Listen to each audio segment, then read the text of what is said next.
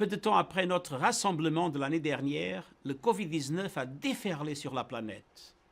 La pandémie a mis en évidence les liens qui unissent notre grande famille humaine, mais aussi ceux qui relient les droits humains dans toute leur diversité, qu'ils soient civils, culturels, économiques, politiques ou sociaux. Le Covid-19 a non seulement creusé les fossés qui nous séparent, aggravé les vulnérabilités et renforcé les inégalités, mais aussi ouvert de nouvelles lignes de faille, y compris en termes de droits humains. Les violations se multiplient pour former un cercle vicieux. Des centaines de millions de familles ont vu leur vie bouleversée par la perte d'un emploi, par l'accumulation des dettes, par l'effondrement des revenus. La pandémie a affecté de manière disproportionnée les femmes, les minorités, les personnes âgées, les personnes en situation de handicap, les réfugiés, les migrants et les peuples autochtones. Des années de progrès en matière d'égalité des genres ont été réduits à néant. Pour la première fois depuis des décennies, l'extrême pauvreté gagne du terrain. La jeunesse souffre. Leur éducation a été interrompue et nombre d'entre eux n'ont qu'un accès limité aux nouvelles technologies. L'incapacité d'assurer un accès équitable aux vaccins représente une nouvelle faille morale. À eux seuls, 10 pays se sont partagés plus de 3/4 des doses de vaccins contre le Covid-19 administrées à ce jour. L'équité en matière de vaccins représente une étape décisive dans la réalisation des droits humains.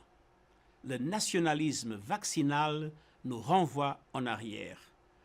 Les vaccins doivent être un bien public mondial, accessible et abordable pour tous. Le virus s'attaque aussi aux droits politiques et civils et ruine davantage encore les espaces civiques d'expression. Brandissant la pandémie comme prétexte, les autorités de certains pays ont pris des mesures de sécurité sévères et adopté des mesures d'urgence pour réprimer les voix dissonantes, abolir les libertés les plus fondamentales, faire taire les médias indépendants et entraver le travail des organisations non gouvernementales. Des défenseurs des droits humains, des journalistes, des avocats, des militants et même des professionnels de la santé ont fait l'objet d'arrestations, de poursuites et de mesures d'intimidation et de surveillance pour avoir critiqué les mesures ou la manque de mesures prises pour faire face à la pandémie. Les restrictions liées à la pandémie servent d'excuse pour miner les processus électoraux, affaiblir les voix des opposants et réprimer les critiques. L'accès à des informations vitales a parfois été entravé, tandis que la désinformation mortelle a été amplifiée, y compris par quelques dirigeants. Aucune atteinte aux droits humains n'est plus répandue que l'inégalité de genre. La pandémie du Covid-19 a encore exacerbé la discrimination tenace à l'égard des femmes et des filles.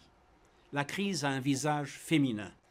En effet, la plupart des travailleurs en première ligne sont des femmes, dont beaucoup appartiennent à des groupes ethniques et raciaux marginalisés et se situent au bas de l'échelle économique. Le fardeau accru des soins à domicile est principalement assumé par les femmes. La violence à l'égard des femmes et des filles a explosé sous toutes ses formes, des agressions en ligne à la violence domestique, en passant par la traite, l'exploitation sexuelle et le mariage d'enfants. Les femmes sont proportionnellement plus touchées par les pertes d'emploi et ont été précipitées dans la pauvreté en plus grand nombre. Cela vient aggraver une situation socio-économique déjà fragile en raison de leurs revenus inférieurs, de l'écart salarial, de l'inégalité des chances et d'un accès réduit aux ressources et aux mesures de protection. Rien de tout cela n'est dû au hasard. Il s'agit là du résultat de générations d'exclusion et en définitive d'une question de pouvoir. Un monde et une culture dominés par les hommes donneront des résultats dominés par les hommes. Dans le même temps, la réponse au Covid-19 a mis en évidence le pouvoir et l'efficacité du leadership des femmes. La vie des femmes est peut-être l'un des baromètres les plus précis de la santé de la société dans son ensemble. La façon dont la société traite la moitié de sa population est révélatrice de la façon dont elle traitera les autres. Nos droits sont indissociablement liés. En tant que féministe et fier de l'être, j'ai donc honoré mon engagement de faire de la parité des genres une réalité au sein de l'haute direction de l'ONU. et j'ai fait de l'égalité des genres l'une des principales priorités de l'ensemble de l'organisation.